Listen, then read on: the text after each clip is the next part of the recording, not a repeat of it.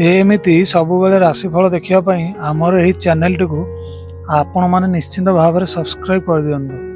कारण आपण मान जीवन निज ग्रह एवं नक्षत्र विषय सदा सर्वदा अपडेट रही आमर यही चैनल टी आपण मैंने निश्चिंत भाव में सब्सक्राइब कर दिंतु। चलतु आम मैंने आसुवा अक्टोबर मसरे वृष राशि फलाफल कौन रे विषय आम जाने। नमस्कार बंधुगण, मुझे वैष्णव सुधाकर। वृष राशि होती राशि चक्रर द्वितीय राशि। यही राशिर अधिपति ग्रह होती शुक्र महाग्रह एवं चंद्र महाग्रह यही राशि होती उच्चतम ग्रह। यही राशि तीनोटी नक्षत्र को नहीं गठित। कृतिका नक्षत्र दानवगण, रोहिणी नक्षत्र नरगण एवं मृगशिरा नक्षत्र होती देवगण। आसंता 9 तारिख ठारू यही राशिर अधिपति शुक्र महाग्रह पंचम भ्रमण करेंगे। पूर्वर शुक्र महाग्रह पंचम थिले, तेणु आपण श्री लक्ष्मी प्रबल कृपा वर्षा करुले। पूर्वर आपण को बहुत आनंद प्राप्ति होता, किंतु 9 तारिख पर शुक्र महाग्रह पंचम घर को गोचर करेंगे। फल व्यवसाय क्षेत्र में आपणकर प्रचुर परिमाणर लाभ मिल। शुक्र महाग्रह शौकीनी ग्रह होइतिबारु आपणकर नुआ व्यवसाय करने निश्चित भाव में मन बढ़ाइबे एवं आपणकर जदि कौनसी व्यवसायिक काम आगरू ठप हो जाइछि कि अधारे अटकी जाइछि ताहा एही मासरे निश्चित भाव में आपणकर सफल हेबो। आपण एही मासरे विदेश को जाई नुआ व्यवसाय मान आरंभ करिवे। आपण एही मासरे विदेश को जाई नुआ व्यवसाय मान आरंभ करिवे। आपण मानकर एही मासरे ग्राहक मानकर अचानक वृद्धि घटिबो। जदि आपण व्यवसाय करुवा समय रे कौनसी ग्राहक मध्य सही बाट दे जाउथिबे, जेहेतु शुक्र महाग्रहंकर वृष राशि पर शौकीनी ग्रहर प्रभाव अच्छे, तेणुक बाटरे जाउथिबा ग्राहक माने आपणक व्यवसाय आड़िकी मुह मोड़ाक बाध्य हेबे एवं किछि ना किछि जिनिस किणिबाकू सेमानंकर निश्चिंत भाव में मन बळाइबे। आपण विदेश रे जेउ नुआ व्यवसाय आरंभ करेंगे से प्रचुर परिमाण में लाभवान हेबे। एही मासरे व्यवसाय क्षेत्र में कौनसी प्रकार भी बाधा विघ्न रहिबो नाही। जेउ मानकर जानवाहन व्यवसाय अच्छी एही मासरे सेमानंकर प्रचुर परिमाण में लाभ हेबो। जेउ माने लुहा लकड़ी जेउ मानकर हार्डवेयर स्टोर अच्छी सेमाने एही मासरे अत्यधिक लाभवान हेबे। आपणकर पूर्वर रहिथिबा करज मान एही मासरे संपूर्ण भाव में शेष हो जिवो एवं नुआ करज पई आपण आदौ मन बळाइबे नाही। कारण आपण पाखरे एही मासरे प्रचुर परिमाणर अर्थ संचित होई रहिबो।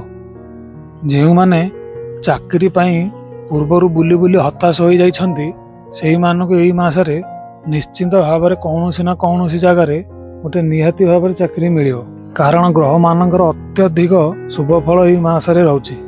जेउ माने चाकरी रे अछन्ती सेमानकर कौनसी उच्च स्तर को निश्चित भाव में प्रमोशन हेबो। वृष राशि पई रवि महाग्रह पंचम रे अछन्ती। पंचम रवि बहुत भयंकर एवं अशुभ फल प्रदान करिथांती, किंतु अक्टोबर मास पई रवि महाग्रह पंचम रे अछन्ती। पंचम रवि अशुभ फल प्रदान करती, किंतु रवि महाग्रह जेतेबेले 15 डिग्री पार करती सेतेबेले सी प्रचुर परिमाणर शुभ फल प्रदान करिथांती। तेणुकरी अक्टोबर मासरे रवि महाग्रहंकर 15 डिग्री निश्चित भाव में पार हो जाउछि एवं आपण मानकर पूर्वर जदि आपणकर किछि अशुभ हेउछि ताहले ताहा शुभ काम रे परिणत हो जिवो। जदि आपणकर कौनसी प्रकार किछि कोर्ट कचेरी काम आगु लागि रहिछि ताहले सेथिरे आपण एही मासरे निश्चित भाव में सफल हेबे। न्याय आपण सपक्ष में निश्चित भाव में जीव। जदि आप अन्याय लड़ाक चेष्टा करुवे ताहले वृष राशि घात ग्रह होउछन्ति रवि महाग्रह। तेणुक सी आपण को निश्चित भाव में अशुभ फल प्रदान करेंगे एवं जदि आप अन्याय लड़ाक चाहूथे ताहले आपण निश्चित भाव में असफल हो जाए। रवि महाग्रह अक्टोबर 17 तारिख पर पुत्र घरे गोचर करेंगे। फल आपण घर परिवार में खुशी लगी रहिबो। स्वामी स्त्री मध्य संपर्क दृढ़ हो। फल आपण परिवार रे प्रशंसार पात्र बनिबे। ଛୋଟିଆ କାମ ପାଇଁ ମଧ୍ୟ ଆପଣଙ୍କୁ ଘର ଭିତରେ ପ୍ରଶଂସା ମିଳିବ। ଆପଣଙ୍କର ପରିବାରର ଶତ୍ରୁମାନେ ନିଷ୍ଫଳ ହେବାକୁ ଏହି ମାସରେ ବାଧ୍ୟ ହେବେ। ଯେତେ ଚେଷ୍ଟା କଲେ ମଧ୍ୟ ସିଏ ଆପଣଙ୍କ ପରିବାରର କୌଣସି ପ୍ରକାରରେ ବି କ୍ଷତି କରିପାରିବେ ନାହିଁ। ଆପଣଙ୍କ ପରିବାରର ନିଶ୍ଚିନ୍ତ ଭାବରେ ଉନ୍ନତି ଘଟିବ। ବାପା ପୁଅ ଭାଇ ଭଉଣୀଙ୍କର ସମସ୍ତଙ୍କର ସମ୍ପର୍କରେ ଏହି ମାସରେ ପ୍ରାୟତଃ ଦୃଢ଼ ହେବ ଏବଂ ଆପଣଙ୍କ ପରିବାରରେ କୌଣସି ପ୍ରକାରର କଳି ସମସ୍ୟା ଏହି ମାସରେ ଆଦୌ ଜୁଟିବ ନାହିଁ। କାରଣ ରବି ମହାଗ୍ରହ ଆପଣଙ୍କୁ ଏହି ମାସରେ ବହୁତ ଶୁଭ ଫଳ ପ୍ରଦାନ କରିବେ। ଚାଲନ୍ତୁ ଆମମାନେ ଏବେ ଟିକେ ସ୍ୱାସ୍ଥ୍ୟ ଉପରେ ନଜର ପକାଇବା। ବୃହସ୍ପତି ମହାଗ୍ରହ 16 ତାରିଖ ପର୍ଯ୍ୟନ୍ତ ଦ୍ୱିତୀୟରେ ରହିବେ ଏବଂ 17 ତାରିଖ ପରେ ଅଶୁଭକୁ ଚାଲିଯିବେ। ଏହି ସମୟରେ ବୃହସ୍ପତି ମହାଗ୍ରହ ସ୍ୱାସ୍ଥ୍ୟ ପକ୍ଷରେ ହାନିକାରକ ସାବ୍ୟସ୍ତ ହେବେ। ଫଳରେ ଆପଣ ଶରୀରରେ ଥଣ୍ଡା ଏବଂ ଖାସ ପ୍ରାୟତଃ ଲାଗି ରହିବ ଏବଂ କେତୁ ମହାରାଜ ମଧ୍ୟ ଏହି ସମୟରେ ଚତୁର୍ଥକୁ ଗୋଚର କରିବେ। ଫଳରେ ମହିଳାମାନଙ୍କ ଶରୀରରେ ଅତ୍ୟଧିକ ପୀଡ଼ା ହେବ ଏବଂ ସେମାନେ ଅସୁସ୍ଥ ହୋଇପଡ଼ିବେ ଏବଂ ଦେହ ମହିଳାମାନଙ୍କର ଭୀଷଣ ଭାବରେ ଖରାପ ହୋଇଯିବ। ମଙ୍ଗଳ ଗ୍ରହ ଏହି ସମୟରେ 23 ତାରିଖ ପରେ ସପ୍ତମକୁ ଗୋଚର କରିବେ। ଫଳରେ ଅତ୍ୟଧିକ ଅଶୁଭ ଫଳ ପ୍ରଦାନ କରିବେ। ଯେପରିକି ଆପଣଙ୍କର ମୁଣ୍ଡ ବିନ୍ଧା ଲାଗି ରହିବ, ଆଣ୍ଠୁ ଗଣ୍ଠି ଭଳି ସମସ୍ୟା ଦେଖାଦେବ ଏବଂ ପେଟରେ ଗ୍ୟାସ୍ ଭଳି ସମସ୍ୟା ମଧ୍ୟ ଆପଣଙ୍କର ଏହି ମାସରେ ସୃଷ୍ଟି ହୋଇପାରେ। ଯଦି ଆପଣଙ୍କର ଦେହରେ କୌଣସି ବିଶେଷ କିଛି ଅସୁବିଧା ରହୁଛି ତାହେଲେ ଆପଣ ନିଶ୍ଚିନ୍ତ ଭାବରେ ଡାକ୍ତରଙ୍କର ଶୀଘ୍ର ପରାମର୍ଶ ନେଇଯିବେ, ନଚେତ ଆପଣଙ୍କର ଶରୀର ଭୀଷଣ ଖରାପ ହୋଇପାରେ। ଯଦି ଆପଣ ଅକ୍ଟୋବର ମାସରେ ପ୍ରାୟତଃ ସମୟ ନାମ ଜପ ଏବଂ ନାମ ସଂକୀର୍ତ୍ତନରେ ଆପଣ ଲାଗି ରହିବେ ତାହେଲେ ଆପଣଙ୍କର ସ୍ୱାସ୍ଥ୍ୟ ଏବଂ ଯଦି କୌଣସି ପ୍ରକାର ବି ଅସୁବିଧା ରହିବ ତାହେଲେ ତାହାକୁ ପ୍ରଭୁ ଶ୍ରୀ ସ୍ୱୟଂ ନାରାୟଣ ସମ୍ଭାଳିବେ। କାରଣ ପ୍ରଭୁ ନାରାୟଣ ହେଉଛନ୍ତି ଭକ୍ତବତ୍ସଳ। ତେଣୁକରି ଆପଣ ଅକ୍ଟୋବର ମାସରେ ନିଶ୍ଚିନ୍ତ ଭାବରେ ନାମ ଜପ କରନ୍ତୁ ଏବଂ ହରିନାମ ସଂକୀର୍ତ୍ତନ ନିଶ୍ଚିନ୍ତ ଭାବରେ କରନ୍ତୁ ଏବଂ ତା ସହିତ ଆପଣମାନେ ପ୍ରତ୍ୟହ ହନୁମାନ ଚାଳିଶା ପାଠ କରନ୍ତୁ। କାରଣ ହନୁମାନ ମହାରାଜ ହେଉଛନ୍ତି ସଙ୍କଟ ମୋଚନ। ତେଣୁକରି ଆପଣଙ୍କୁ ସିଏ ଅସୁବିଧାରେ କେବେ ବି ଦେଖିପାରିବେ ନାହିଁ।